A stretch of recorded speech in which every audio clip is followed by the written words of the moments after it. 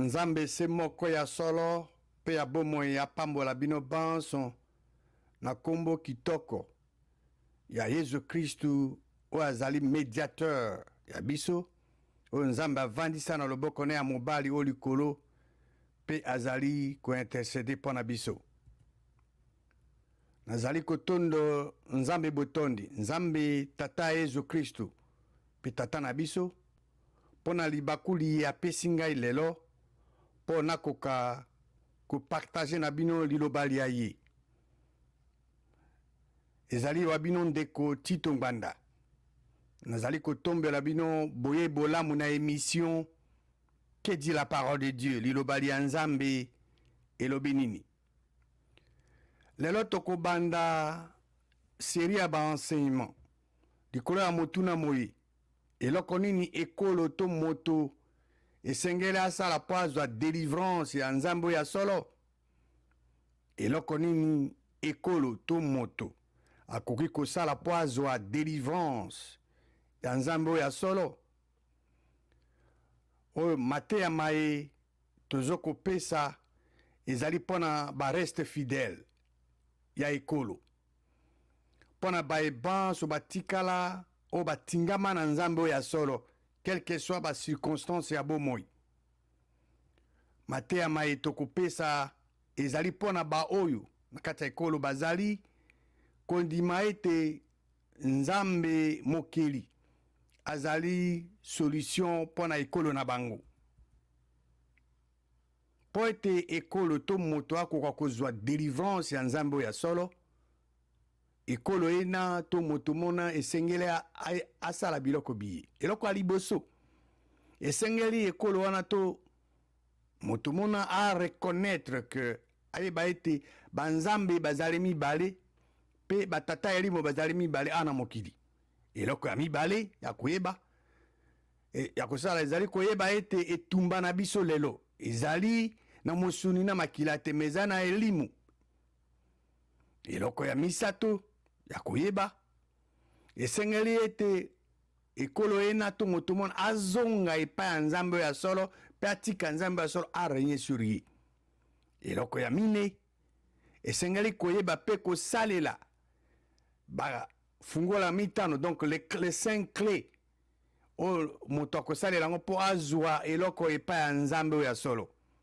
Eloko ya mitano esengeli ete en tant que mwana to bana ya Nzambe to ba héritier ya Nzambe baza na ekolo ena bayibi besoin ba faire connaître besoin ya bango to ekolo na bango na Nzambe na balusambo pe na supplication.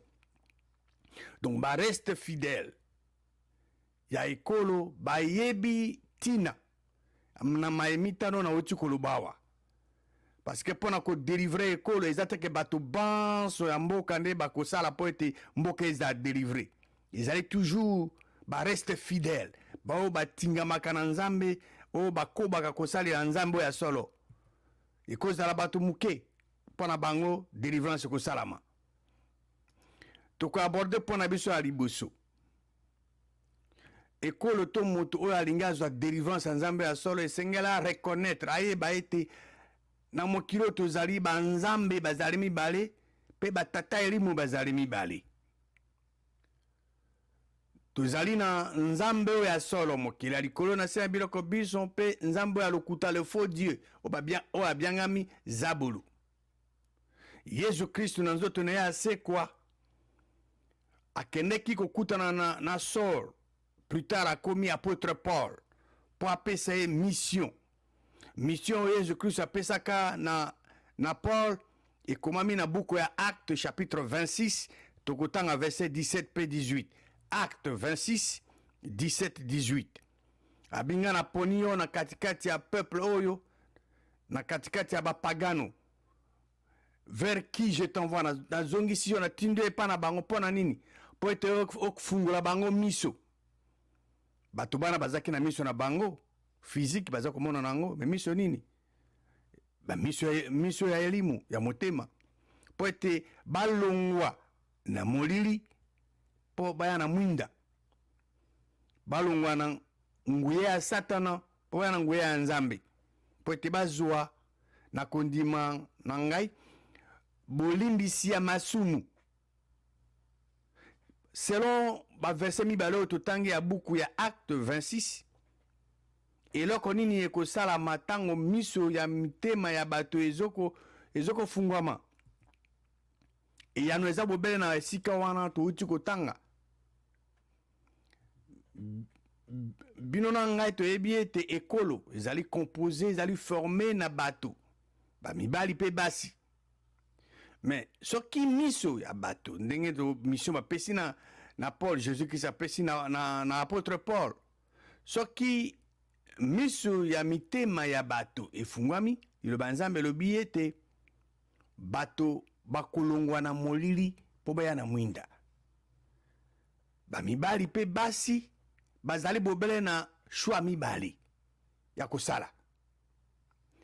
Soit baponi mwinda, soit baponi nini? Molili. Position katikati ezali te soit ozotambola kati ya molili to kati ya mwinda.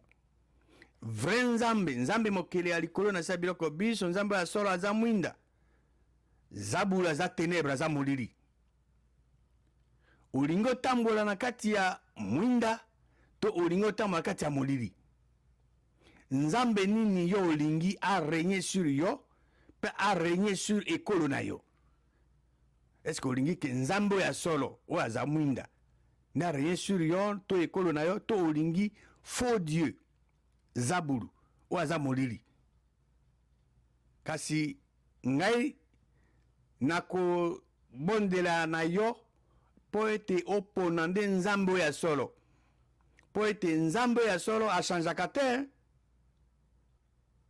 Nzambe oyo ya Abraham, ya Isaac, ya Jacob achangeaka te. Oyo ya alobi akosala, akosala. Na mokili oyo toza na banguya ya elimu mibale. Banguya elimu ezali mibale.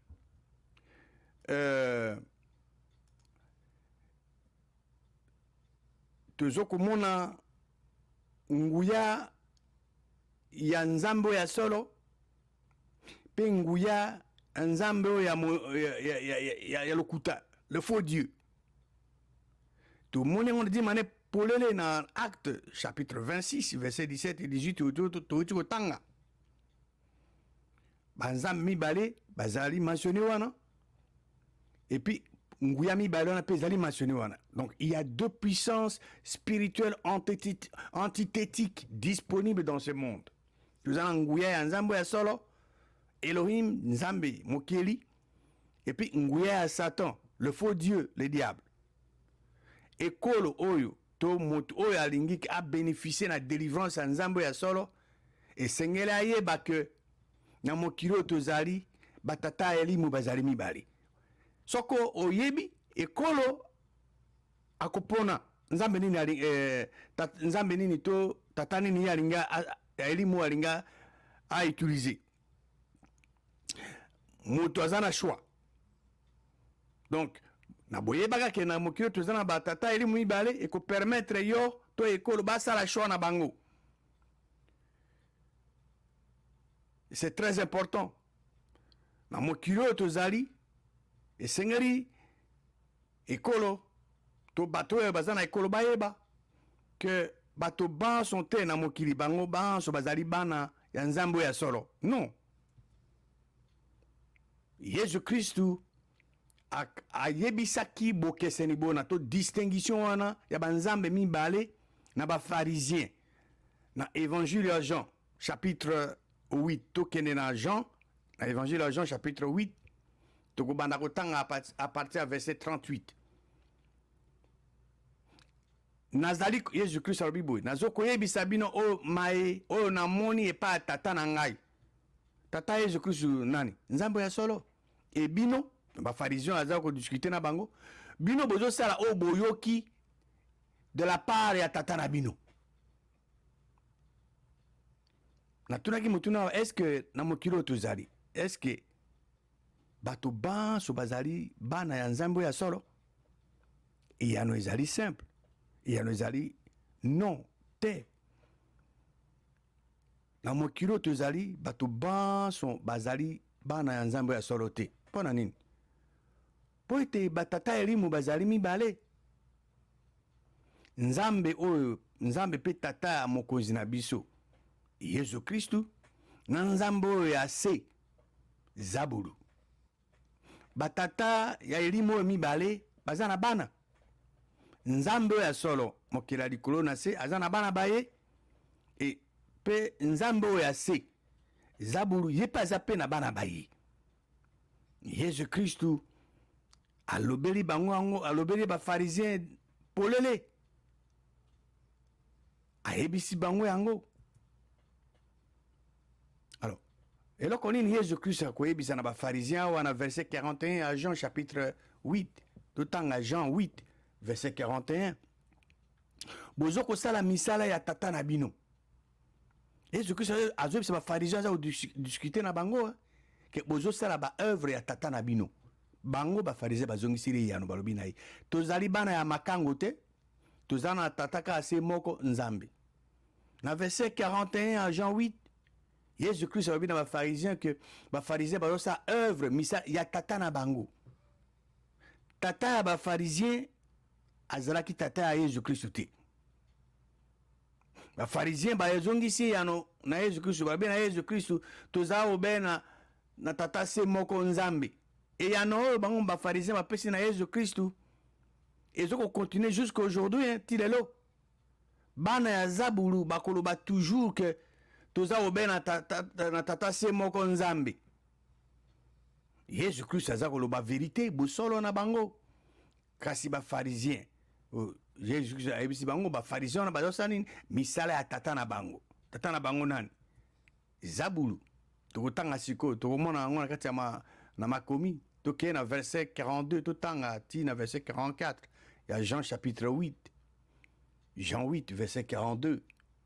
Yesu Kristu alobi na bango soki Nzambe azalaki tata na bino bokolinga nga. Po ete nga na wuti epa Nzambe. Nga na ye ngai moko te. Kasi ye Nzambe wana, Nzambe mokili, ye nde atinda ngai. Na Jean 8 verset 42, Yesu Kristu alobi na bafarisien que soki Nzambe azalaki tata na bino bokolinga ngai. Po ete nga na wuti epa na ye. Nga na ye ngai moko te. Ezali ye Nzambe nde atinda ngai. Nga na tinda Yesu Kristu ose Nzambe mokili. Yesu Kristu ayawa ye moko te, a décidé aya te, Nzambe nde atinda ye. Verset 43. Pour la nini bino bozo comprendre le langage na ngai te.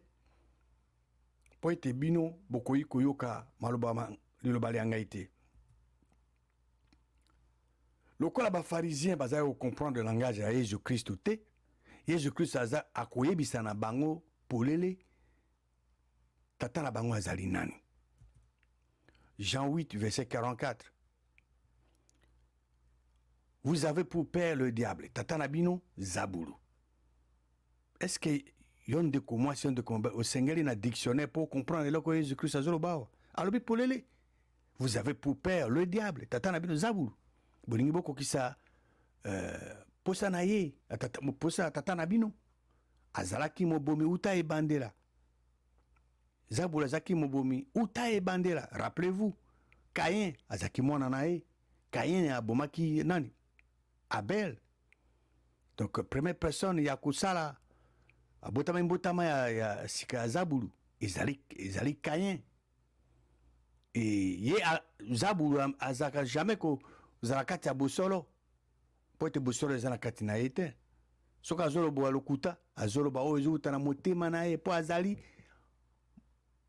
mobuki lokuta. Pa azali tata ya lokuta. Le père du mensonge. Ndenge nini Yesu Kristu ayebaki ete bafarisien oyo aza kodiscute na bango bazalaki bana ya Zabulu. Et yano ezali simple. Ezali tata Yesu Kristu, Nzambe mokili, nde apesi Yesu Kristu révélation ayebisi eke tala bato ozo discute na bango, tata na bango nde Zabulu. Nzambe nde ayebisaki Yesu Kristu. Donc na Jean 8 verset 44, Yesu Kristu alobi polele na bafarisien vous avez pour père le diable. Tata nabino zabulu. Et bolingi bo accompli, ba désir, ba pos, ya tata nabino. Donc, ba pharisien, on va dire qu'on discuter na Jésus-Christ. Tata na bango ne zabulu. Mais ezaki bango ba pharisien wana. O bozaki bana zabulu. Bango ne bazalaki ko diriger peuple en Nzambe na kati ya temple, to na kati ya synagogue. Et là, quoi, il n'y a rien de nouveau sous le soleil, sous le ciel.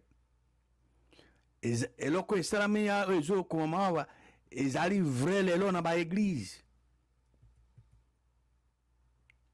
Deuxième point d'abisso. De quoi aborder Sikoyo. Ils allaient nini. Et c'est koye ba que etumba nabiso. Lelo ezali physique mais spirituel ezana elimu. Et comme na Ephésiens chapitre 6 verset 12 pour être toujours ko lutter na mosuni na makilate kasi contre banani, contre ba domination, contre ba autorité, contre ba prince ya mokilio ya molili, contre les esprits méchants d'en haut. Et Seigneur est bon na mitema mi abiso que et tout manabiso compétition nabiso ezali d'abord et avant tout spirituel. Et Seigneur to focaliser kaka maele nabiso likolo mosunina makila. To domaine physique non. Mais et tout manabiso ezali beaucoup plus spirituel. Lilo banzambe ko lingisa biso to kokako ko mona makambo mana d'une manière claire. Pour le banzambe eza spirituel. Et on des zones qui s'habillent surtout comprendre makambo mayazali spirituel. Point à misato ekolo yon soto moto yon so alingi azo délivrance nzambe ya solo sengela zonga ipa nzambe ya solo patika nzambe ya solo a régner sur ye. Pour nzambe ya solo a régner sur yo sengela yo tambola ezenge bene na liyo ba nzambe. Nzambe ya solo azalaki roi ya bana Israël. Azaki roi spirituel à bana Israël. Tout en awa demande ya bana Israël na prophète Samuel. Parce que ya zaki mokonzi. Nzamba zaki roi na bango.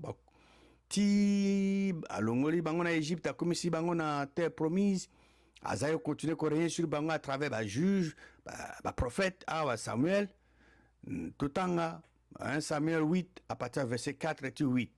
Ba ancien Israël ba sangani ba ye pene ya baye pa ya Samuel na Rama. Verset 5 balobi na Samuel tala yo so komi mokolo komi paka bana bayo bazo kolanda nzira na yote sikawa esengelo établi likolo na biso otia likolo na biso roi pour juger biso lokola pe ba nation o eza pembe na biso donc autour ya bango ba nation païenne wana ba pagano wana bazalaki na ba roi physique bana Israël bango oloki batika nzambe oazaki roi na bango spirituel rien sur bango bazo senga roi physique. Verset 6 Samuel a sepelaki te na demande ya bana Israël tango balobi na yeke pesa biso roi pour juger biso. Alors Samuel asali nini? Samuel asambeli nzambe ayebisi mae bana Israël demande na bango nzambe pe ako répondre Samuel. Verset 7 Yahweh alobi donc Zambe mokeli alobi na Samuel yoka mongongo ya peuple na nyon na maimanso bazoko bawebisa yo po ete ezali yo te nde bazali ko rejeter bazoko bwaka ezali ngai nde bazo rejeter bazo bwaka po ete ngana rien sur bango te. Lelo sama lelo ba nation mingi na mokili nzamba za mwinda bango balingaka nzamba rien sur bango te yango bazo préférer ba état laïque. État laïque ni banini balingi te ke nzambe o azali mwinda azala na makambo na bango. Alors soko bolingi mwinda te bolingi nini? Bolingi molili. Verset 8 bazali ko agir na igara na yo lokola bazali ko sala toujours bazali ko sala ndenge mo depuis ke nga na bimisi bango na Égypte ti lelo bango ba abandonner ba tikingai po ba kana ko servir banzambe mususu. Chaque fois que ekolo to moto atiki a abandonné nzambe ya solo awosala nini akokende ko servir le diable parce que banzambe bazami bale nzambe ya solo wakila likolo na se aza mwinda na nzambe ya se zabulu soki bato baabandone nzambe bazokende wapi bazokende koservir le faux dieu. Point ya mine ekolo nyonso to mutu nyonso alingi délivrance ya nzambe ya solo esengeli ayeba mpe aplike ba 5 clé to principe oyo moto akosala yango mpo azwa eloko epai ya nzambe oyo ya solo. Tokotala baclé yango to bapoint wana oyo ekolo to moto esengeli ayeba mpe aplike mpo ete azwa quelque chose epai ya nzambe. Clé ya liboso esengeli moto oyo esengeli moto ayeba mpe aplike eza nini esengeli koyeba eloko oyo eza disponible. Esengeli kodécouvrir eloko oyo ezali disponible. Eloko eza disponible ezali eloko oyo nzambe alaki to asala eza deja na kati ya liloba ya ye. Esengeli to découvrir eloko eza disponible à partir ya liloba ya nzambe. Soki nzambe asi asala to alaka ekomami na Biblia yango nde ezali disponible. Eloko mibale ya koyeba mpe ya koaplike ezali comment ndenge nini okozwa yango, comment oyebi ke eza disponible, mais comment le recevoir. Comment le recevoir kozwa yango ezani kokroire kondima littéralement liloba ya nzambe. Esengeli oza pleinement convaincu persuadé na promesse to elaka ya nzambe. Eloko ya misato ya koyeba mpe ya kosalela ntango yo ozwi yango eloko osengeli mpa nzambe okosalela yango nini. Qu'en faire l'ayant reçu. Eloko ya mine esengeli oyeba mpe appliquer eke ba besoin na yo mpe ba désir na yo il faut ezala parallèle. Soko ba désir na yo ezali léger et que ba besoin ezali lourd kilo nzamba koyoka losambo na te. Et soki désir na yo ezali lourd mais et que besoin na yo ezali léger okozala exaucité. Donc tant besoin na yo na désir na yo ezali parallèle tokoki yo soko sengi n'importe quoi selon liloba nzambe selon mokano ya nzambe eloko sengi nzambe akopesa ngo na yo. Et la cinquième chose eloko mitano sengi oyeba pour appliquer sengi oyeba ete pouvoir ya nzambe est toujours égal à son vouloir. Donc eza toujours en harmonie. Eloko nzambe akoki kosala alingi kosala. Eloko nzambe alingi asala akoki kosala. Okoki kotanga Romains chapitre 4 verset 20 et 21. Romains 4 verset 20 et 21. Eloko esengeli to examiner sikoyo 5e point en tant que bana to mwana ya nzambe to héritier ya nzambe ya solo esengeli ko fait connaître ko yebisa ba besoin na oyo zangi pa nzambe mokili na losambo.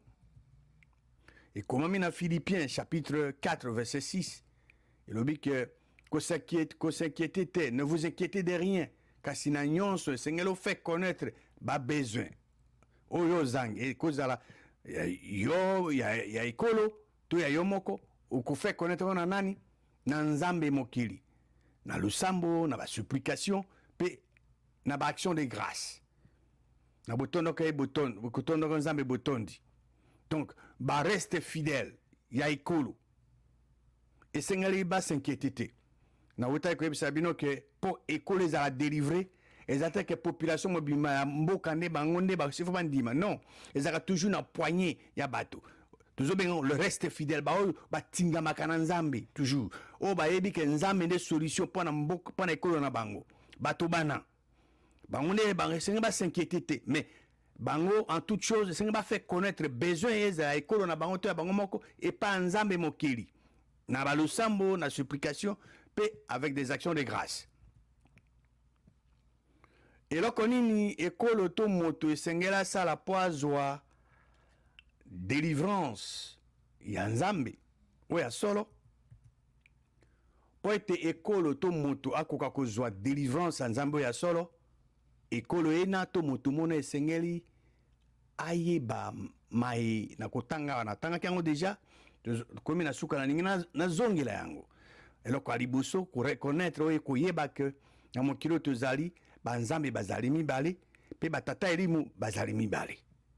Eloko ya mibale esengeli oyeba kosala, esengeli osala nini? Oyeba ete etumba na biso lelo ezali mosuni na makila te, me eza na elimu. Eloko ya misato ya koyeba mpe kosala, esengeli kozonga epai ya nzambe oyo ya solo mpe kotika nzambe oyo ya solo arenye sur yo to sur ekolo na yo.